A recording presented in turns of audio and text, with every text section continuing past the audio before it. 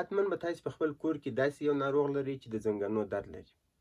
تر هر څه مخکې به راسو د زنګون پر جوړښت باندې به خبرې وکړو چې د زنګون د بند جوړښت کې کومې برخې شاملې دي. زنګون یو پیچلی جوینټ یا مفصل دی چې په دې کې 3 برخې موجودې دي. یو په دې کې د فیمور یا د ورانه غټ هډوکی ده، یو په دې کې د لاندې پښې یا چې موږ ساکوټیبیا ورته وایو هغه هډوکی ده، او یو د دې زنګون پر بند باندې دغه ګردی هډوکی چې پټیلا ورته وایي. دغه بند د غضروف یا کارټیلیج، لیګامنټ او ټینډن په مرسته باندې حرکت کوي او دغه تثبیت کړی دی. اوس به راسو پر دې به خبرې وکړو چې هغه کوم علتونه دي چې په اشخاصو کې د زنګون د درد سبب کیږي. لومړی اوسټیو ارترایټس یا د مفصلو د زړښت یا خرابېدلو ناروغي. دا تر ټولو عام علت دی. په ځانګړي ډول د عمر په زیاتېدلو سره یې واقعیت زیاتېږي او د عمر په زیاتوالي سره د زنګون غضروف له منځه څخه ځي چې هډوکي یو پر بل باندې لګېږي. اوس په جوینټو کې یا په مفاصلو کې موږ داسې یو ساختمان لرو چې هغه 2 هډوکي یو د بل د دې څخه ساتي چې یو پر بل باندې ونه لګېږي او هغه سره ونه سولیږي. کله چې دغه غضروف د منځ څخه ولاړ سي، هډوکي یو پر بل پر سر باندې راځي، سولیږي او د درد او پړسوب سبب کیږي. دویم بیا روماتویډ ارترایټس دی یا د مفصلو التهابي ناروغي موږ ورته وایو. دې ناروغۍ ته موږ د بندونو التهابي ناروغي هم ویلی شو چې په دې ناروغۍ کې بدبختي دا وي چې د وجود خپل دفاعي سیستم راولاړېږي او د خپل بدن بندونه تخریبوي. دا نو داسې مثال لري لکه یو کس چې راولاړېږي او خپل کور خپله خرابوي.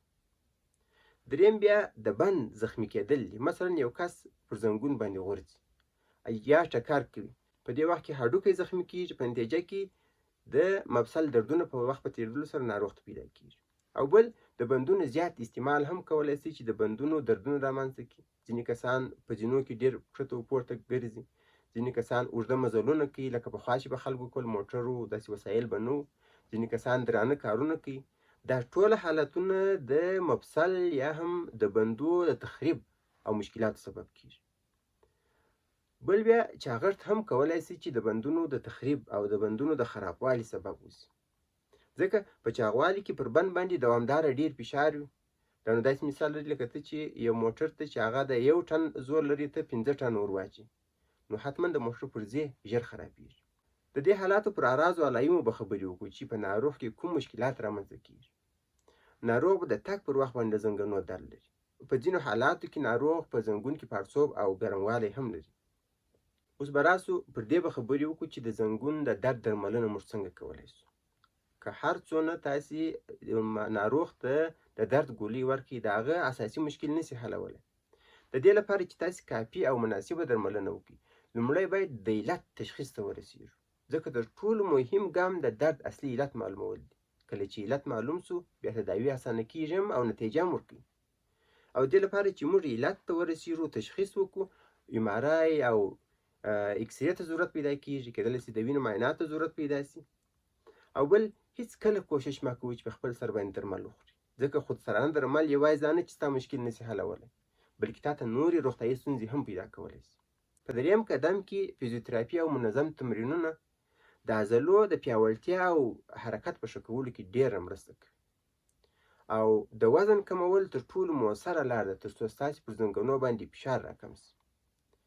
بله خبر دا ده چې ګرم او یخ ټکور هم ستاسې د درد په ارامولو کې ډېره مرسته کولی شي. که چیرې مشکل یا التهاب تازه رامنځته شوی وي، نو تاسې بند ته یخ ټکور ورکړئ، او که چیرې مشکل پخوانی وي، اوږدمهاله وي، نو بیا تاسې ګرم ټکور ورکولی شئ، په هغه باندې درد هم ارامېږي، هغه عضلات یې هم د هغو نه سره ایله کېږي او ستاسې حرکات یو څه بهبودي کوي.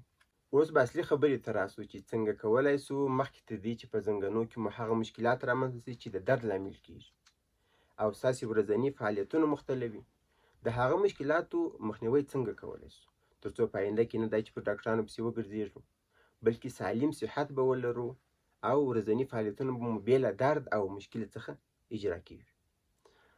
لومړی تر هر څه مهمه خبر دا ده چې وزن مو منظم وساتئ او د چاغوالي څخه ځان وساتئ، ځکه دغه چاغوالی دی چې په تا کې د شکرې، د زړه د ناروغیو او د زنګنو د ناروغیو داسې ډېرو ناروغیو عام لامل ده.